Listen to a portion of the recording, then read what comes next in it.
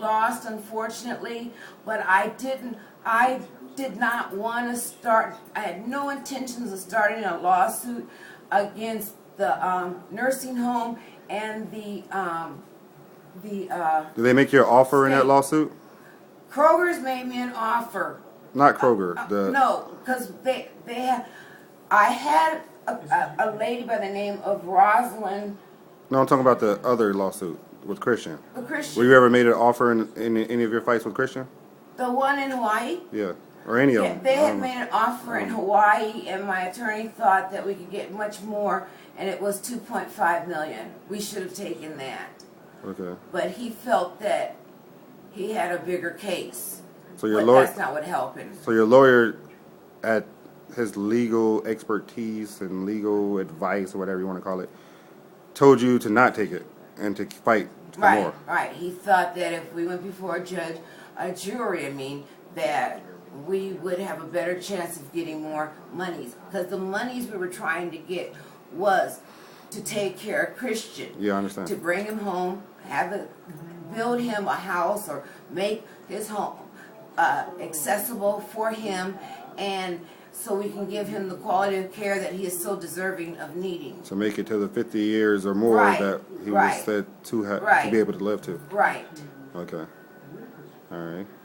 So, anything else you want to say in closing to wrap it up? Well, in closing, to wrap it up, I just would like to say that I had been misrepresented by Rosalind Bernard or something like that. I don't know her last name. But anyhow, she had told me that she could handle my cases with Kroger and with the state and Ashton Woods, and she at first told me that she had Judge Gibson that was going to take my case, and then she says, but if she does it and she's done it before and she's won and blah blah blah, then I wouldn't have to pay all of this attorney fees. But she misrepresented herself, and she told me that she needed a general power of attorney because Kroger's wouldn't talk to them. And then I don't know what happened, but Kroger's came back with a $900 offer, which was an insult. So this was the paralegal acting as an attorney. Right. And you signed a power of attorney with her. And she misrepresented herself because she told me she had done this before. And she did not handle the cases right. Plus, Christian has a statute of limitation. And I asked her, what's the holdup? And I asked her repeatedly, because Christian had died in July.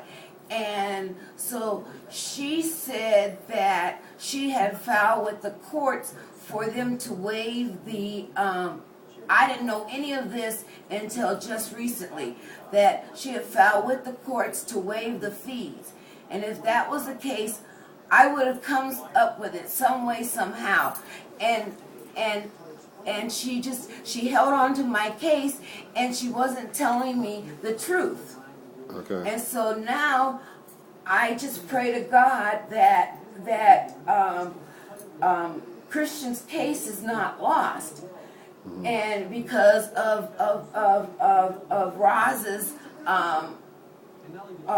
misrepresentation. Incompetence. Okay. And so I'm really hoping that I can.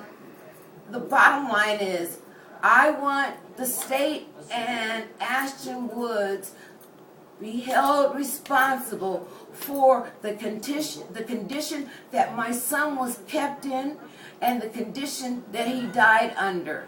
Because it's not acceptable for your loved ones to be abused while they're in the care of a nursing home or anybody. It's not acceptable. And I have records and records and records that will show you that Christian's skin and everything about him was kept impeccable. He never had a heart condition, and he got one at Ashton Woods. And the day that he died, I don't even know if when they do their bed check, which they said they did it at 4 something. Well, when you do your bed check and give him his meds, you're supposed to take his blood pressure and everything else.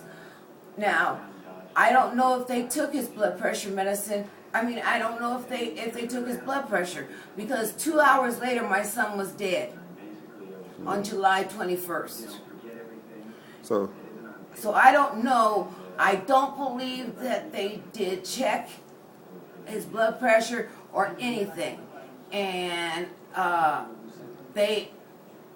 don't know what happened, but 2 hours later, my son was dead. so for the last how many years you've been fighting for Christian? I've been fighting for Christian all his life, but I've been fighting for Christian since he was, medically, since he was 14. Yeah. And now I just found out that that there was some kind of malpractice on the part of the state and the nursing home. I didn't know this before, and so What was that malpractice? that Christian should have not died. Period. That Christian should have never had pressure sores, and Christian should not have had a heart condition and his arteries clogged. And insurance companies won't even pay for care. For things like pressure sores now, they will not take care of, You know, and because it just shows you that they're not being cared for. If someone gets pressure sores, that means who's ever caring for them is not turning them, and they're laying on the same position for hours and hours on end. And Christian had pressure sores. So you've been fighting and doing things for your children your whole life, and right now the situation you're in right now, like right now you're staying in a hotel, correct? Yes, All right. Now, where do you have to go? I know you're gonna be staying with a friend right, in about 5 days, right, and you had to borrow the money to stay here another week. right. All right. You can't For my go. godson, You can't go stay with your children. my sons don't want to help. Okay. They gave up the fight a long time ago. Right, And the father, ex-NBA player who's living pretty comfortably, has a decent amount of money, right, remarried, right, doesn't do anything. right. And you believe that with the proper help and the proper support, that your life would be different and Christian would be alive today. Absolutely, Okay. absolutely. Christian would cry when he would hear my voice coming into the nursing home, and he would cry when I'd leave. And this was in his condition. And in his condition, because he was still in there. Yeah. He was just conscious. couldn't talk. Yeah. But he was, And he wasn't paralyzed, so he didn't have atrophy.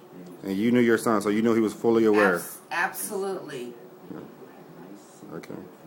And anybody that dealt with Christian knew that he was in there. Yeah.